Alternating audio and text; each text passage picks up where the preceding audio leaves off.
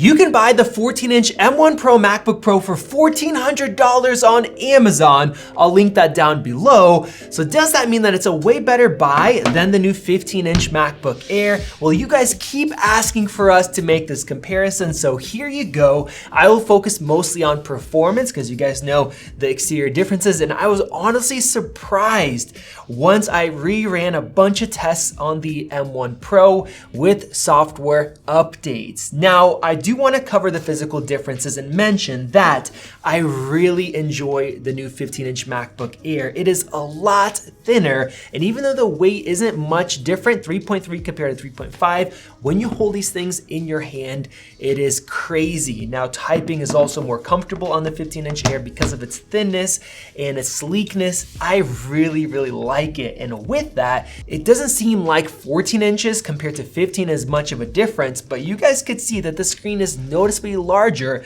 because the main surface area kind of stacks up when the display is taller and wider. Now, with that said, the 14-inch has a mini LED display that can hit up to 1600 peak nits. So if you watch HDR movies, music, videos, it can be quite a difference. Now, when you're in normal lighting and you're not watching HDR content, it looks identical, and I don't have any complaints of the 15-inch Air. It is a great display. The brightness levels normally are the same, but you notice a difference if you're watching with the lights off because the screen, the blacks are just gray instead of nice dark blacks. Now, Apple also upgraded the speaker system in the 15-inch over the 13. We have 6 drivers, and it is a massive upgrade compared to that 13-inch, but because of the extra thickness of the 14-inch, they have bigger speaker modules, and it just sounds plain better. Go ahead and take a listen.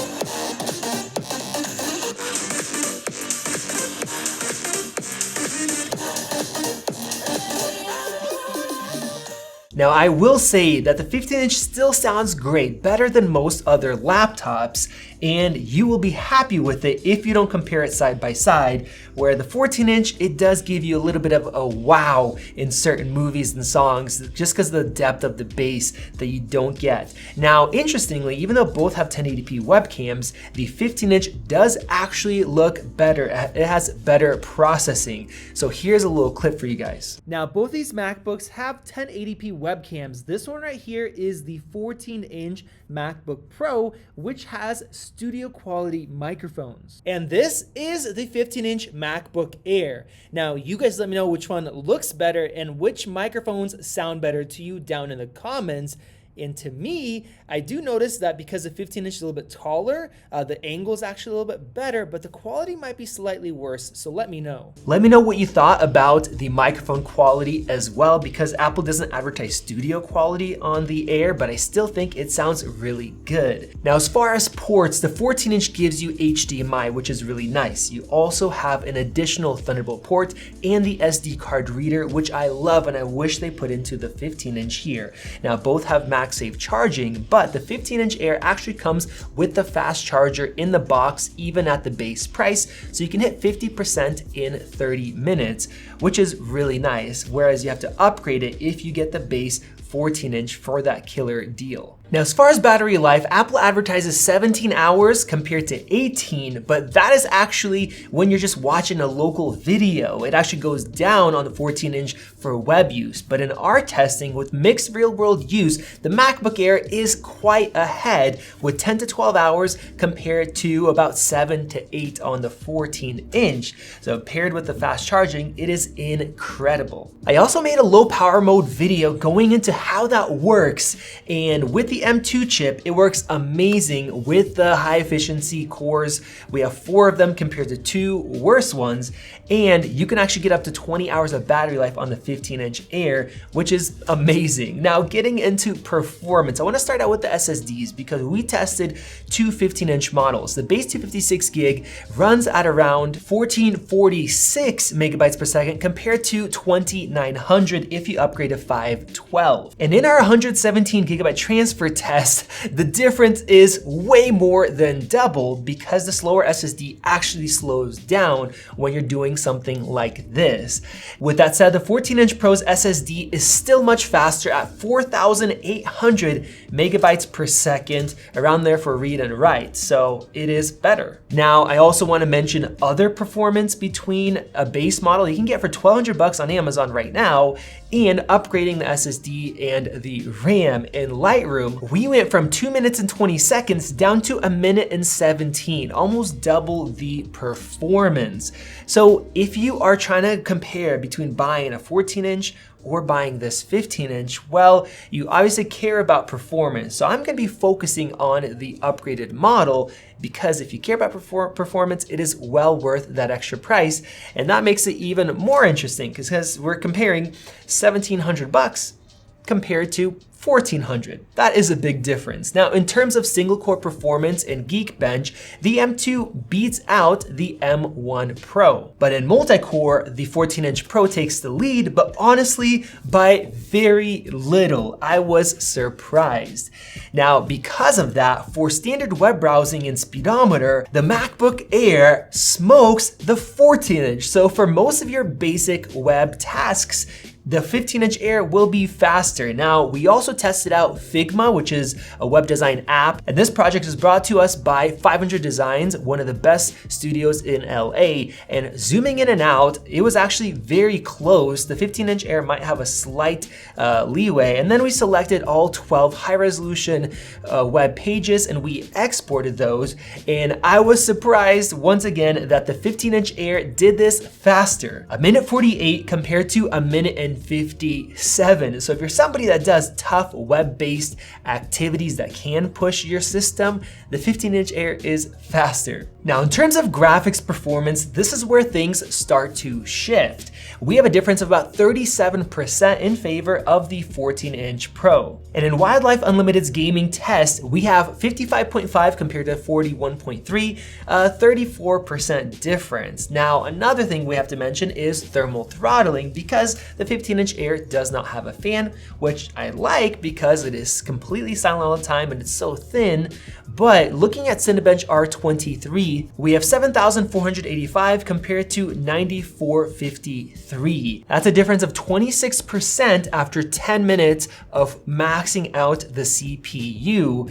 And that is just because it starts to slow down. Now, after the fact, the 15-inch compared to the 13, it actually stays very stable. So it's not gonna get worse and worse, which is great. But what about some more real life performance? Well, for all of you coders, in Xcode, the Air took 120 seconds compared to 111 for the Pro in our Xcode benchmark, and I was surprised that the difference was that small.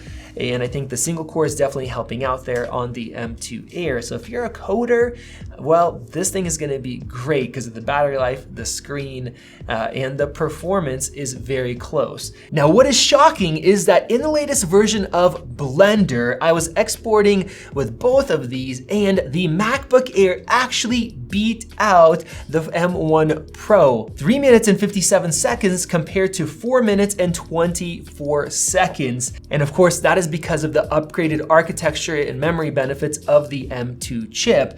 Now, this is a very tough project already, but if you're gonna be doing this all day, of course, we can get throttling with the MacBook Air. Now, in Lightroom Classic, I exported 50 images and the time was identical, and I was shocked because this used both the CPU and the GPU. And technically, the 15-inch Air is slower, but the M2 chip does have other memory optimizations, better buffer system, and it definitely helped out here. Now, I mentioned slowing down previously where it could throttle. So this was 50 high-resolution edited images, but I also did a test with 500. And instead of being the same time, well, the difference was between 12 minutes and 55 seconds, all the way up to 25 minutes and 35 seconds. Yeah, basically twice as long because we're maxing out the CPU and the GPU. So the performance is fairly close unless you're pushing it for a long time. So that should help you guys decide. which one you should buy. Now, in terms of video editing, it's a little bit different because the performance is basically the same for most footage, and the export times are also the same, 2 minutes, 20 seconds for a 5-minute 4K project. And the great thing is, because of the media engine that's built into the M2 chip, the system doesn't heat up when you're editing. So that is awesome. And then when you're exporting, you're also not maxing things out. So if you do basic video editing, the 15-inch is a killer option with that larger screen, as long as you don't need HDR, which this display makes it a lot easier and better for that. Now, when you start pushing it more, for example, ProRes, we have 1 minute and 41 seconds compared to 1 minute and 8. So the M1 Pro, even though it's an older chip, does still go ahead. And then of course, if you're doing even harder raw editing, well, then I just would not recommend the 15-inch at all for that purpose. So with that said, let's answer the original question. Is the 14-inch M1 Pro refurbished for $1,400 a much better buy than the 15-inch Air? Well, technically, yes. It is better in most cases. It has more hardware, more features, better display and speakers, but the 15-inch Air is still such a nice laptop. In the form factor and the screen size gives it a lot of extra points. So unless you have some of those tasks that really require a pro laptop, I think you'll still be very happy with the 15-inch, even though it doesn't make logical sense as far as the bang for the buck and the performance. It is still an amazing laptop, and I prefer using this over the 14-inch for almost all cases. I really like the 15-inch MacBook Air. So if you guys are gonna pick it up, go ahead and check the links in the description for a discount, better price on either one of these. Let me know your thoughts. Click that circle above to subscribe and check out one of those videos right over there. This has been Max, and I will see you in the next video.